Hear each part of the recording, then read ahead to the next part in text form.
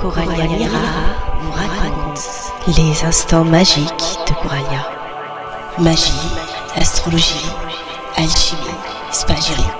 Bienvenue en Arcadie. Bonjour à toutes et bonjour à tous, chers auditeurs arcadiens et arcadiennes. Voilà, je suis ravie de vous retrouver pour la chronique Les instants magiques de Coralia. Alors aujourd'hui, j'ai le grand plaisir d'accueillir un invité que nous avions reçu l'année dernière à la même époque, puisque en effet nous nous rapprochons petit à petit d'une des dates, d'une des périodes où la frontière se fait de plus en plus mince entre le visible et le non visible. Donc bien sûr, nous sommes fin octobre, début novembre, et c'est une période où je dirais certaines manifestations vont se présenter à nous, à vous, de manière peut-être plus forte que d'habitude. Justement, l'année dernière, nous avions reçu Jean-Michel qui nous avait raconté des histoires très intéressantes au sujet des manifestations qui pouvaient se passer proches de bâtiments, etc. Donc, ce sont des expériences personnelles. Et comme il a de jolies histoires à nous raconter et nous n'avons pas eu le temps d'en parler durant notre dernière émission, eh bien Jean-Michel est de nouveau avec nous et j'en suis très heureuse. Bonjour Jean-Michel, comment allez-vous ? Eh bien bonjour Coralia, je vais très très bien, je vous remercie de m'écouter et je salue en même temps bien évidemment tous les auditrices et tous les auditeurs de Radio Arcadie, car j'ai aujourd'hui une histoire à vous raconter. Alors c'est une histoire qui ne m'est pas arrivée personnellement, mais si nous avons le temps, je pourrais aller un peu plus loin sur une histoire personnelle.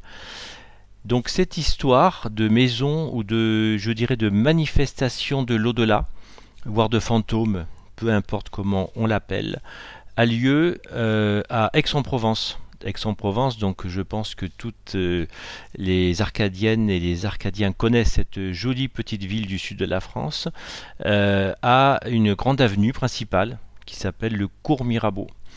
Et le cours Mirabeau est un cours qui est très agréable avec des arbres, comme tout cours qui se respecte, et il a deux fontaines. La première est une fontaine ordinaire, la seconde est une fontaine d'eau chaude.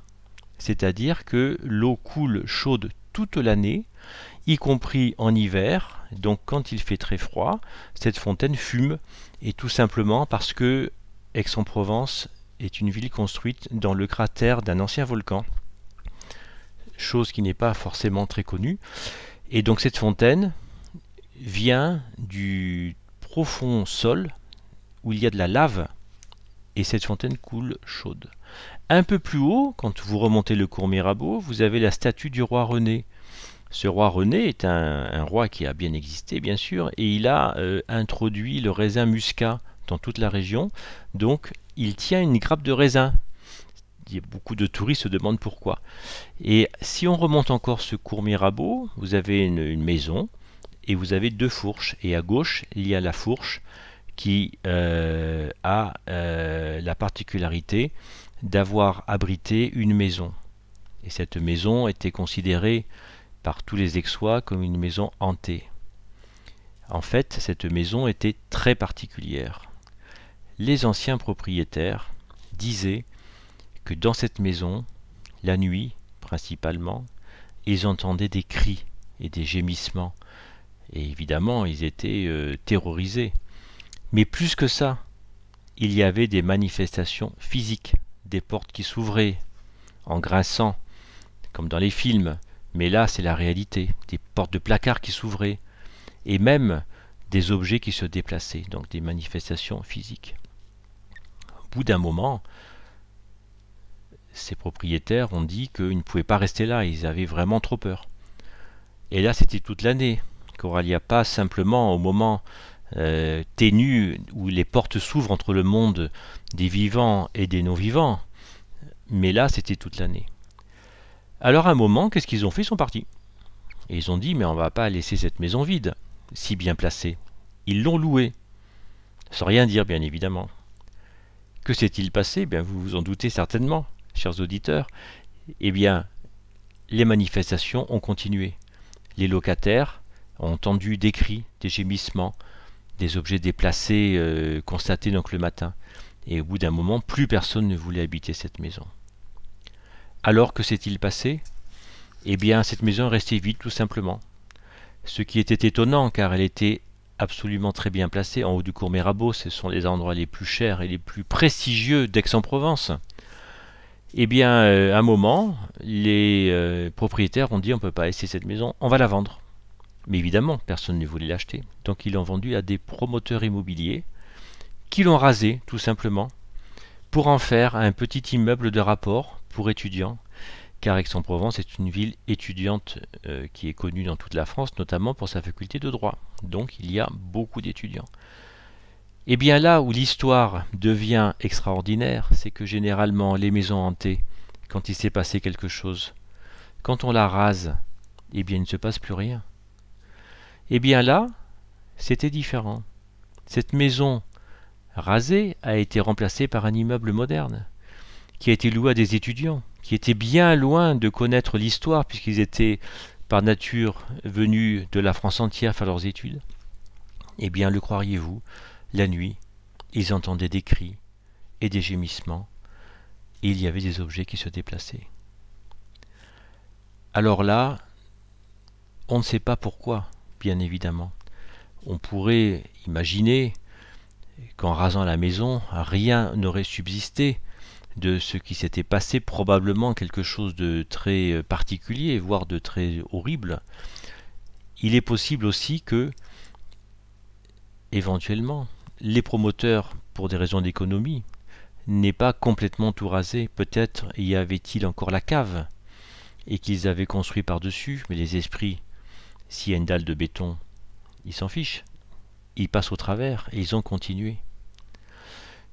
Voilà l'histoire de la maison hantée d'Aix-en-Provence. Si vous voulez, Coralia, je peux continuer. Oui, Jean-Michel, c'est très très intéressant tout cela. Alors justement, je me demandais si il y avait eu des précédents par rapport à cette maison, s'il y avait des traces historiques de ce qui aurait pu se passer auparavant dans ce lieu précis, parce que en effet, les maisons hantées, justement certaines histoires déjà qui sont connues de maisons hantées, même si on rase les murs, les manifestations continuent à se produire. Alors je me demandais, comme nous en avions parlé la dernière fois, si sous cette maison, il y avait un cours d'eau souterrain, parce que il est fréquent justement que les cours d'eau souterrains, les puits, tous ces lieux humides sont particulièrement favorables à des manifestations d'entités qui vibrent justement à un autre niveau. Alors, est-ce que vous en savez quelque chose à propos de ça? Alors Coralia, merci pour votre question. Il se trouve que je pratique la radiesthésie en parallèle. Or, pour ma part, je fais le distinguo entre le fait qu'il y ait des lieux qui soient extrêmement négatifs pour la vie, parce qu'il y a notamment des cours d'eau. Il peut y avoir donc un cours d'eau, puisque Aix-en-Provence est une ville d'eau. Néanmoins, je pense que là, on est dans une configuration différente. Je pense que là, il s'est passé des choses probablement très négatives. Des personnes ont eu peut-être la vie ôtée de manière brusque et ne sont pas parties. Par contre, je peux vous raconter une histoire d'un lieu que j'ai observé extrêmement négatif, qui était dans l'Aveyron où j'habitais avant.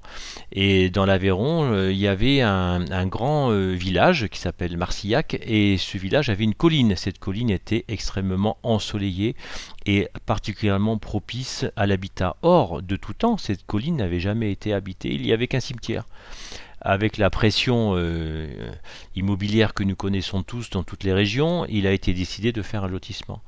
Or, dans ce lotissement, il était connu que les personnes décédées, il y avait beaucoup de problèmes, de maladies, et de cancer. Donc je suis allé me promener avec mon pendule et c'est là que j'ai observé avec l'échelle de Bovis que là où les endroits propices vibrent aux alentours de 6000, 6500, 7000 degrés Bovis qui est la norme pour la vie, ça tombait à 1500 à 2000, donc la maladie et le cancer. Donc on était effectivement dans un endroit qui ne devait pas être habité et que les anciens connaissaient pour tel. Eh bien écoutez Jean-Michel, tout ceci est très passionnant parce que donc si je comprends bien, vous êtes également radiesthésiste, vous travaillez avec le pendule et je crois que vous participez à des salons justement où vous avez participé, où vous allez participer au salon Believe à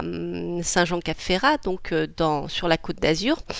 Donc ça serait intéressant que l'on se revoie peut-être pour que vous nous racontiez un petit peu plus en détail, justement que vous nous parliez de votre travail avec le pendule, car je pense que ça peut intéresser nos auditeurs sur Arcadie, surtout que cette année, dans les instants magiques de Coralia, nous allons aborder toute la partie divinatoire, toutes les sciences divinatoires qui existent, et car bien sûr la radiesthésie, le travail au pendule ne s'arrête pas à la découverte des cours d'eau, mais va bien au-delà.